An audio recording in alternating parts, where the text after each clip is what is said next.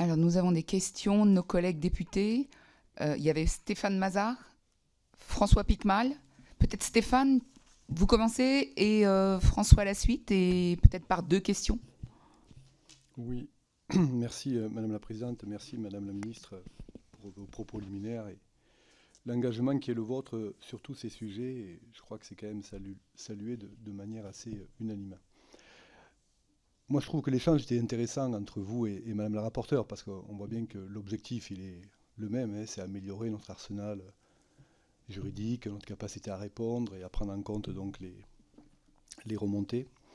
Et finalement, on voit bien la ligne qui doit soit nous faire basculer vers Signal Sport, c'est lorsqu'effectivement il y a une révélation qui doit être faite, et dans un milieu où parfois il est très difficile effectivement de libérer les paroles. Et puis de l'autre côté, il n'y a pas lieu à révéler, puisque tout cela se fait à la vue de tout le monde.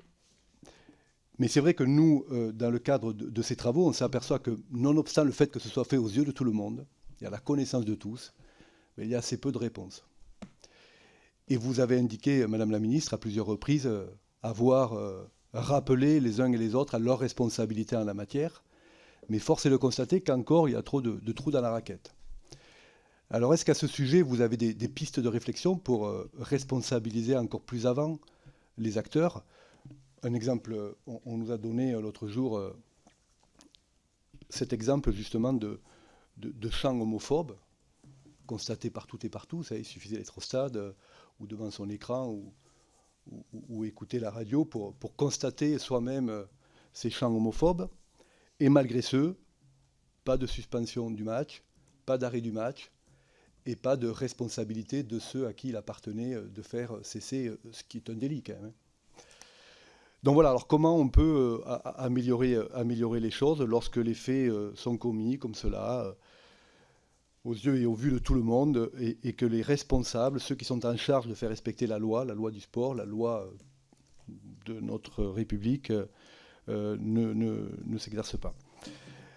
J'en profite, puisque j'ai la parole, Madame la Ministre, sur une des propositions que nous avons formulées avec Stéphane Peu lorsque nous avons présenté à la Commission des affaires culturelles notre rapport sur l'impact des Jeux olympiques et paralympiques. C'est la recommandation numéro 47, et ça fait un peu écho tout à l'heure à ce que vous disiez, hein, la loi qui a amélioré la démocratie, la vie démocratique de nos fédérations. Vous avez parlé aussi de la proposition de loi du sénateur Plat qui a été votée au Sénat.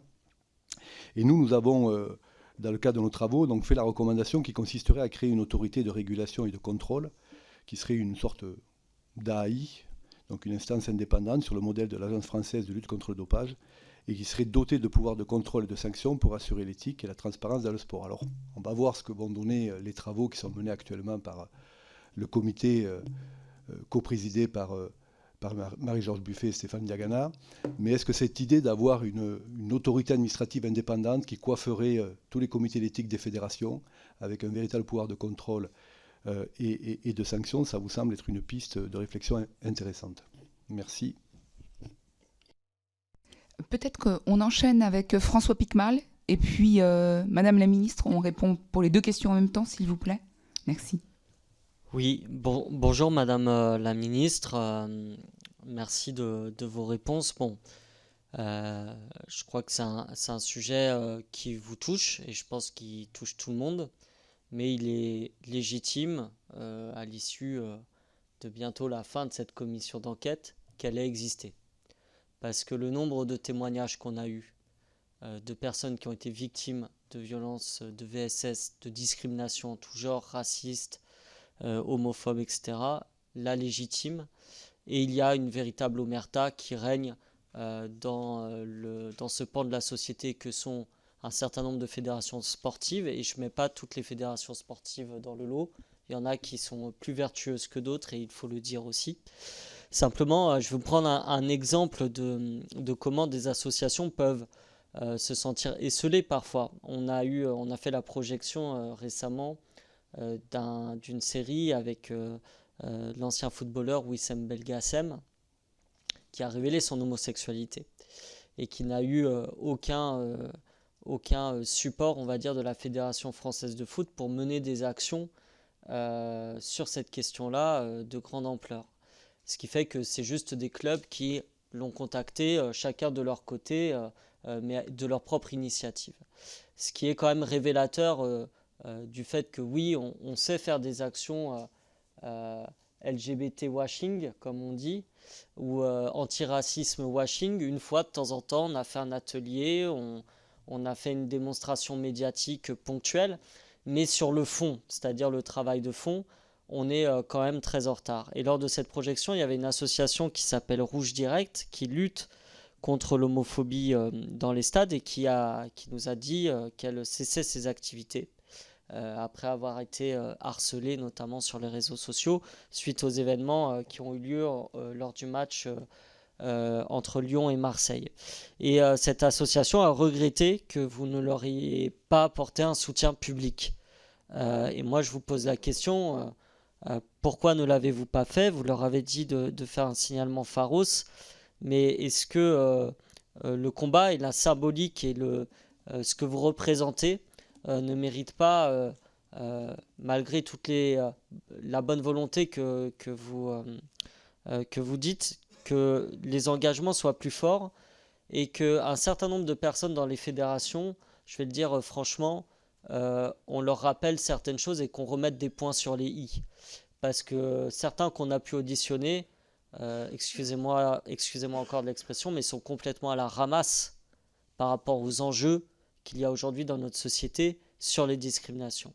Et comment on fait pour taper du poing sur la table et remettre d'équerre ce qui ne va pas dans un certain nombre d'entre elles. Voilà, je vous remercie.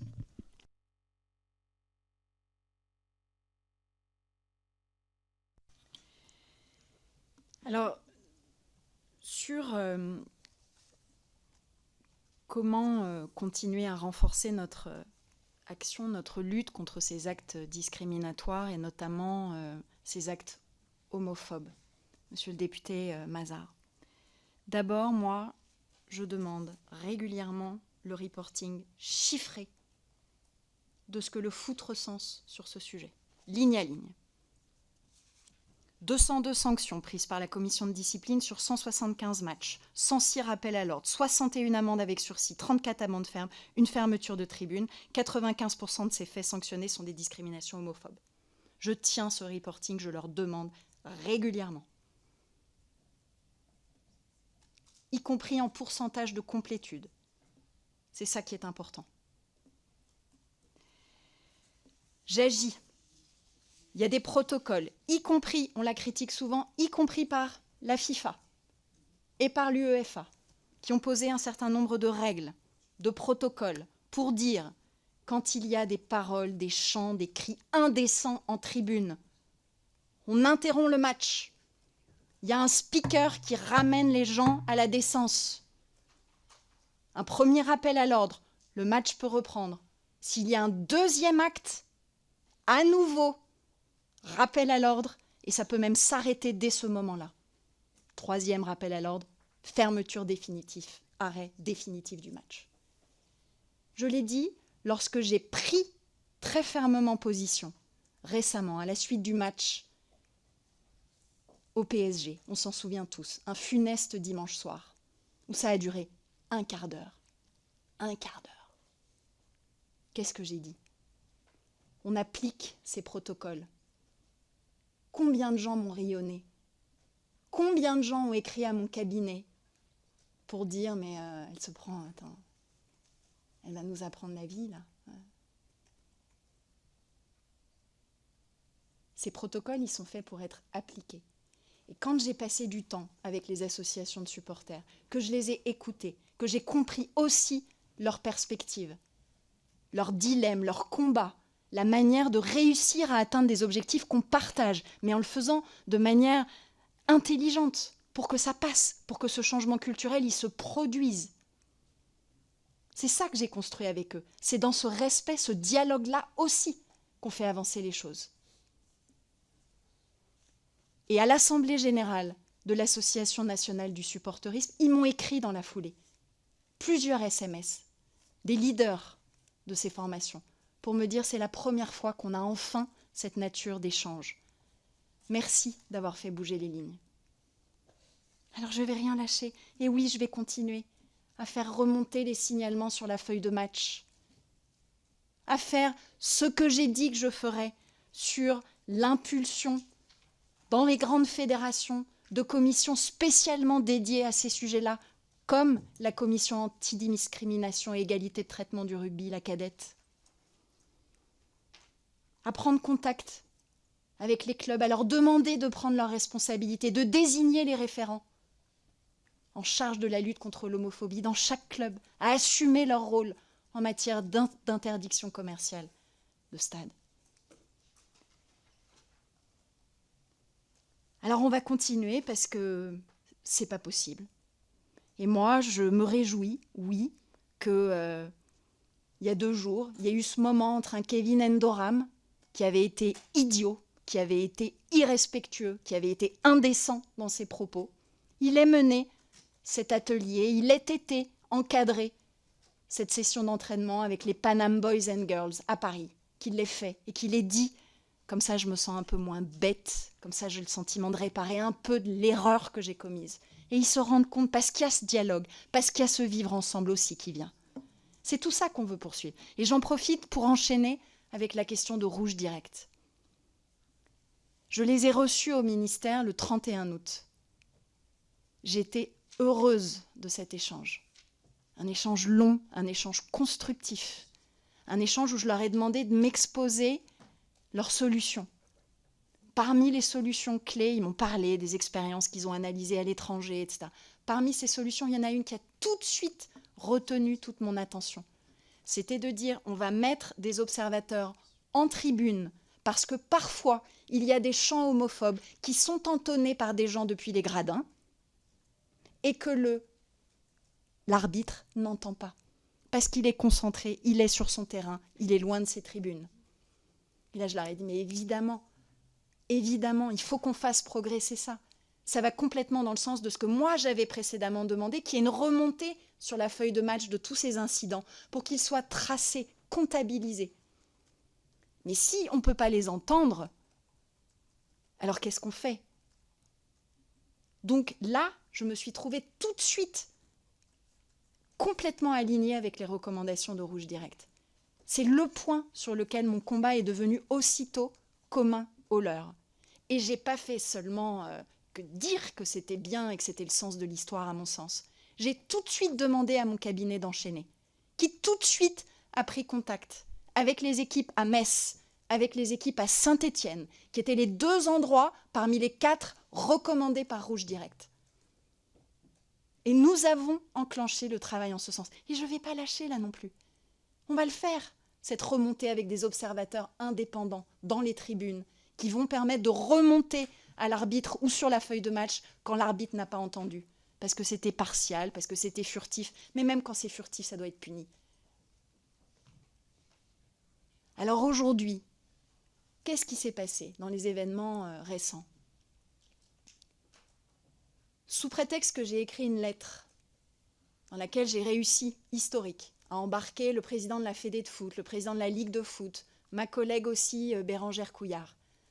On fait là, pour la première fois un courrier avec 4 signatures pour exiger des dirigeants de clubs qu'ils agissent, dans lequel on leur demande de désigner des référents, de faire arrêter avec les assauts de supporters quand c'est nécessaire ces chants homophobes en éliminant les paroles qui y figurent. Et oui, oulala, qu'est-ce que j'ai eu le malheur de dire dans cette lettre ? J'ai eu le malheur de dire que des ateliers de sensibilisation pouvaient être utiles. Mais ça n'est pas utile, des ateliers de sensibilisation ? Quand on voit ce que fait Johan Lemaire et Foot Ensemble, quand on voit la réaction de Kevin Endoram qui se dit « mais évidemment, j'aurais dû faire ça déjà depuis longtemps », quand on voit les effets que ça a sur le terrain, c'est quoi ce qui m'est reproché ? C'est d'avoir rajouté ce levier-là en plus du reste. Et soudainement, on se met à dire que je ne tiens pas mes engagements. Mais c'est quoi ? Moi, je travaille avec tout le monde. Et quand on est un collectif, il s'appelle d'ailleurs le collectif Rouge Direct, on ne divise pas. On est là pour additionner les forces de chacun, additionner les leviers. Parce que c'est en additionnant ces leviers et cette mobilisation qu'on arrive à l'objectif d'éradiquer de nos stades et de notre sport ces actes discriminatoires. Donc pendant toute une série de semaines, ils se sont mis à dire que je ne tenais pas mes engagements, que je ne faisais pas ci, et à me dicter les modalités de mon action. Mais moi, je ne me laisse pas dicter les modalités de mon action. Je les propose, je suis une femme politique, je les mets sur la table, je les partage, je les étaye. Quand ils ne sont pas suffisants, j'écoute ce qu'on me dit et je complète. Et derrière, je fais ce que je dis. Alors, qu'est-ce qui s'est passé? Dès qu'ils ont été victimes sur les réseaux sociaux de ces attaques absolument inadmissibles, dans l'heure qui a suivi, je répète, dans l'heure qui a suivi, j'ai demandé à mon cabinet de les contacter. Mon cabinet l'a fait dans les heures qui ont suivi, dans l'après-midi qui a suivi. Ils ont été contactés pour qu'on s'assure que ça allait à peu près, qu'ils n'étaient pas trop traumatisés. On leur a dit qu'il y avait une façon de signaler ces événements quand c'est du cyberharcèlement de ce type, qui était Pharos. Ils nous ont dit que leurs avocats étaient déjà sur cet élément-là. Qu'est-ce que ça veut dire? Quand Pharos est saisi, c'est l'équivalent en termes d'effet vis-à-vis de la justice d'un article 40. Donc moi, je n'avais pas à enclencher un article 40. Et de toute façon, l'article 40, il n'est pas fait pour qu'on exige d'une autorité publique qu'elle devienne le témoin de certains faits. Il y a la justice qui peut être saisie comme ça. Je me suis assurée, c'est la première des choses que j'ai faites, que Pharos ait pu bien être saisi pour que les voies pénales soient activées. Alors moi, j'ai été aux côtés de Rouge Direct. Je le serai à nouveau à l'avenir pour mettre en œuvre les recommandations qu'ils ont impulsées et dans lesquelles je crois, mais pour continuer aussi les ateliers de sensibilisation qui sont tout aussi importants. Les attaques dont ils ont été l'objet sur la sphère sociale, sur les réseaux sociaux, sont inadmissibles. Et je l'ai dit dans le tweet que j'ai fait en suivant. J'ai voulu indiquer dans ce tweet que non, je ne les avais pas laissés tomber, car c'était inexact. Et j'ai évoqué Pharos parce que Pharos permet la saisine de la justice. Ils n'ont pas été laissés tomber. Et moi, je veux les appeler à la persévérance. Je veux qu'ils continuent, je veux qu'ils soient comme l'ensemble des associations qui ont décidé depuis des années de se mobiliser, qui ne cèdent pas au découragement. Aucun d'entre nous ne doit céder à ce découragement. En tout cas, mon action avec eux et avec les autres restera pleine et entière. Sur le sujet de la grande autorité, supra, fédération, etc. Je comprends que la question se pose.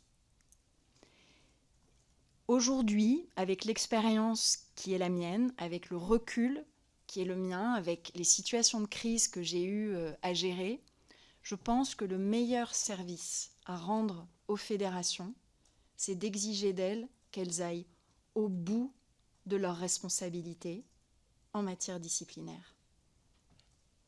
Jusqu'au bout. Dans tous les champs.